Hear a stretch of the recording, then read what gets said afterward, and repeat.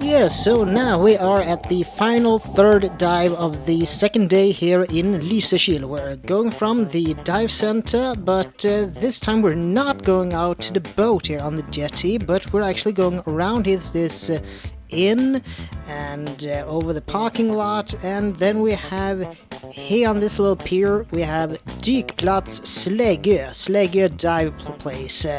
So it is a ladder that you go down into the sea, and yeah, you'll see a little bit of a Google Maps good place with a bench for divers. We're going out to that rocky outcrop, and so on the way out we're gonna have the rock wall on our left hand side, and going back we will have it on our right hand side. Also in the lower left hand corner you could see in the video that you also have a couple of cables that are on the bottom. You can see it now on the right below the diver there. My dive body is right now swimming right on top of the wire.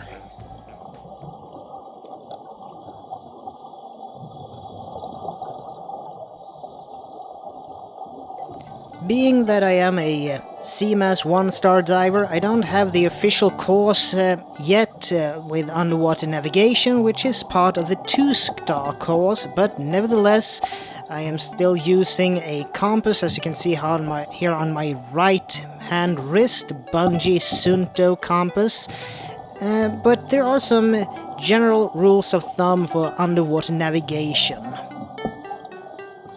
One rule of thumb that I use is that whenever we start a dive and I have a compass heading, I am setting it to the return heading, so I always have the compass, so I just have to have a look at it and know which way I need to go in order to return home.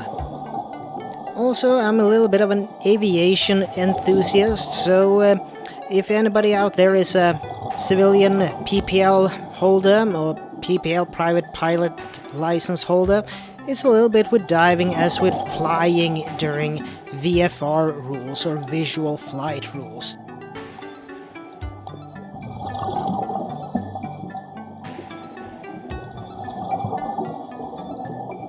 Oh, a little bit of a lobster there under a rock. Here we have it from the A6000's perspective.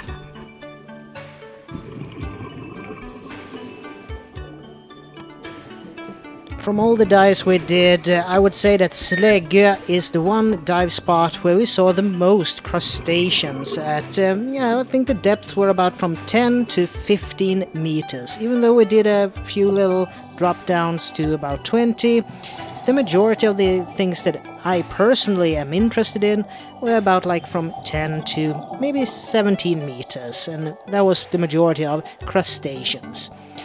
Being the final dive of the day, the third dive, we were all a little bit more tired, but also you need to have a look at your NDL, the non-decompression limit. Since none of us are technical divers, we have to keep that in mind, that we don't overstay our welcome by overshooting the non-decompression limit.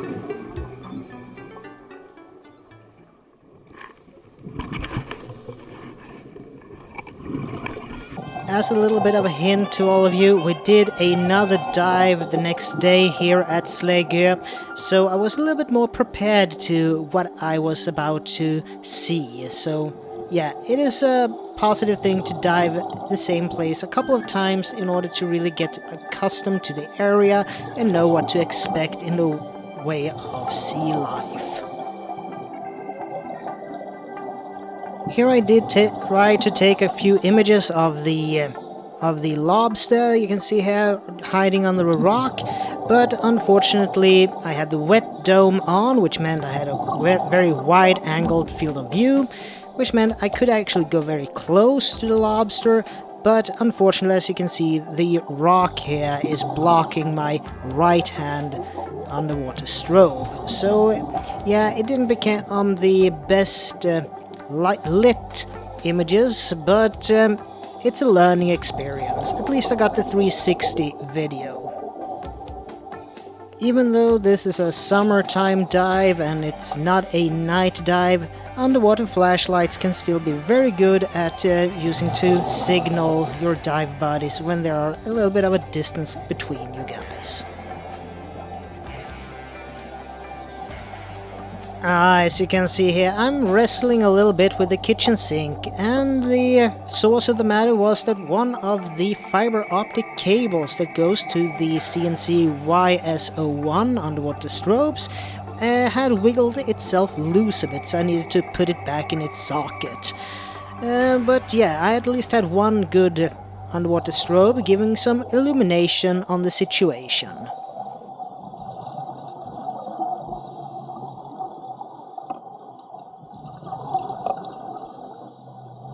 Well, as you can see, even a small bay dive here in Lysekil could have some artificial reefs spicing it up. In this case, an old hard hat dive helmet that now has become the home for a big crab.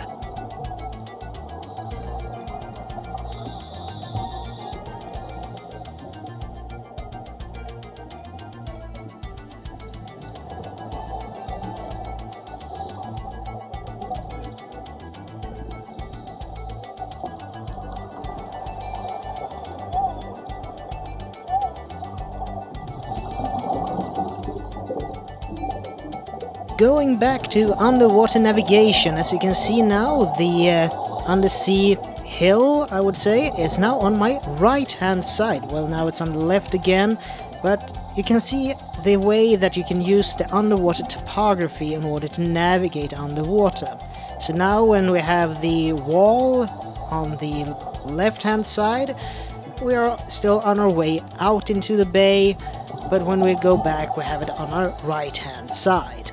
And also, yeah, you have dive time, depth, and compass heading that are some of the ways that you can navigate underwater.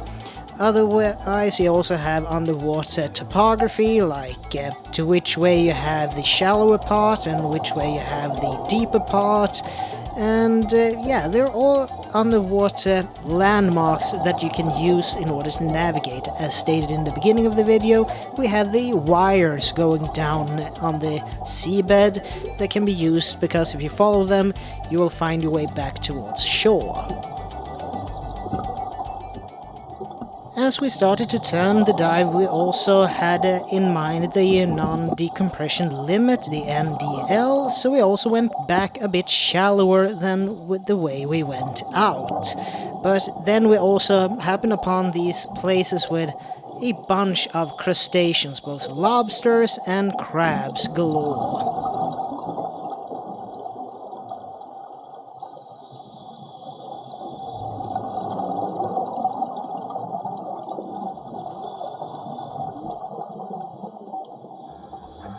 Again here the Sony a6000 and the challenge between using the Sola Dive Light 1200 that is in actuality fairly weak compared to the sunlight that is also illuminating part of this scene. So that's why you have this color shift, which is always a little bit of a challenge in order to keep both the sunlight and the artificial light from the Sola Dive 1200 in equilibrium with each other. One way would be to have an aperture and a dive light setting that completely blocks out the sun, but then everything will look like a night dive. Another way would be to use dive lights that have a blue cast to them to mimic the color of the sunlight that is penetrating down through the water column. If you might know this from school in physics, when white sunlight hits the water starts to absorb different spectrums of light. So the reds are the ones that goes first because it's the longest wavelength, and then it goes shorter and shorter until you basically just have blue light at deeper depth. Which frankly makes me more impressed by the Insta360 X3 right now, because my dry suit is the Ursuit Red Q, and it is predominantly red, so it's very visible at the surface, but as soon as you go down in the water column, its color starts to fade fairly rapidly. But as you can see, the Insta360 X3 managed to retain a quite bit of the red color of the dry suit, which is impressive.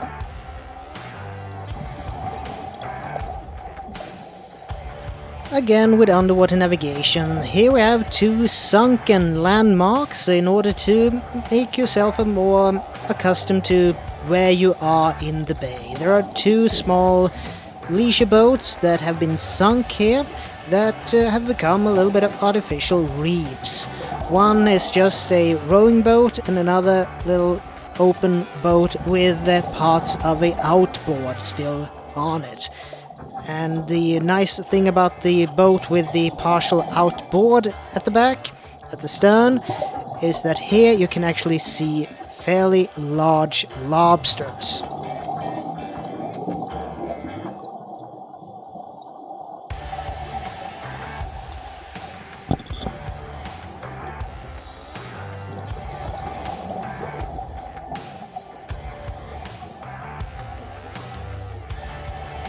Heading back towards where we started, we see once again here the two wires that indicate which way, in which direction you have shore. And I double checked that with my compass. I also showed here that at this point in the dive I had reached half tank.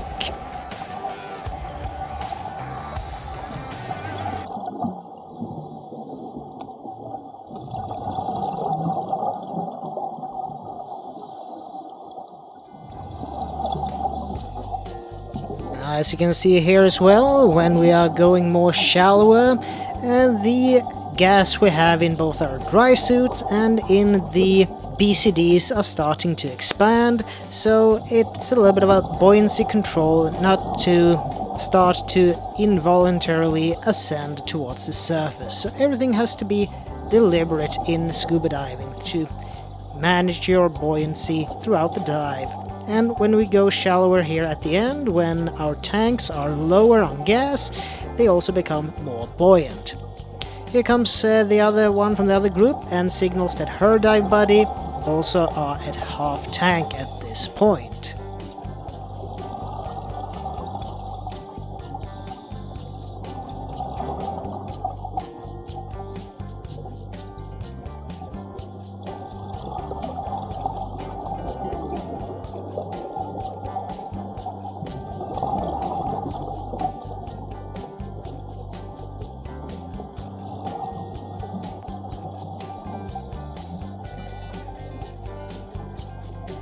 As we're heading towards about 5 meters of depth, we do a swimming safety stop, and you can also see that when we are getting more shallow, you can start to see the surface, and also the flora started to change with much more seaweed and so on. So yeah, at parts it became a little bit hard to swim because seaweed got a little bit in the way.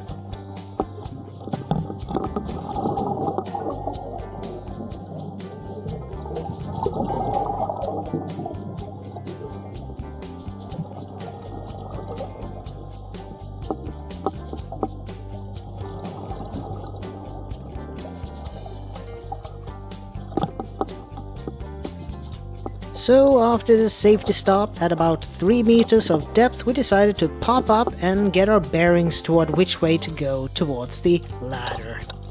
But I thought that, well, it was a little bit, even though it might not show so well here on the video, it was a little bit a little bit of a wave situation still, but basically nothing compared to earlier in the day.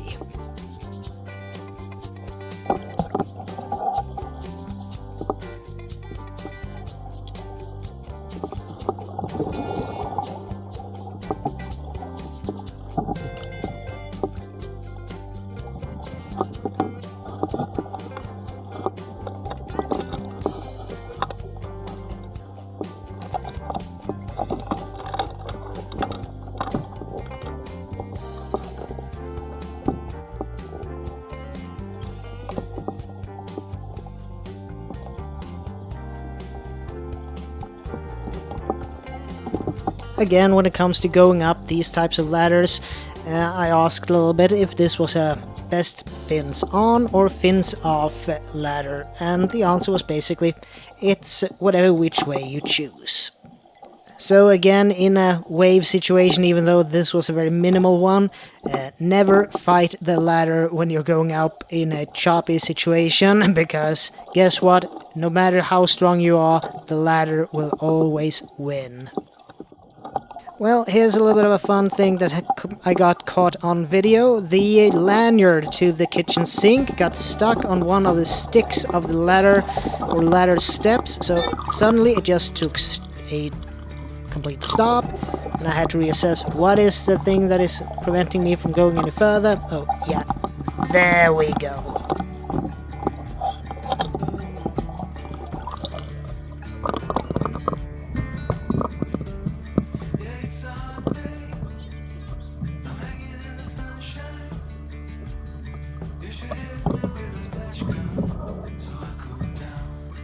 Also a good practice in my opinion, going up any type of dive ladder, have your reg in your mouth as long as you're not on solid ground, because if you lose the fight with your ladder and you go backwards and down into the water again, at least you have the means of breathing.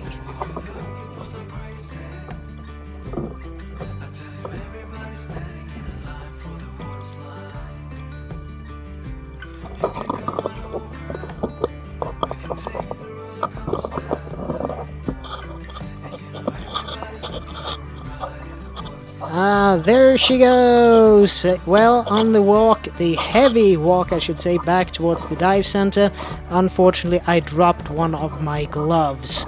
But no matter, I managed to get it back. A good Samaritan had put it up on a staircase.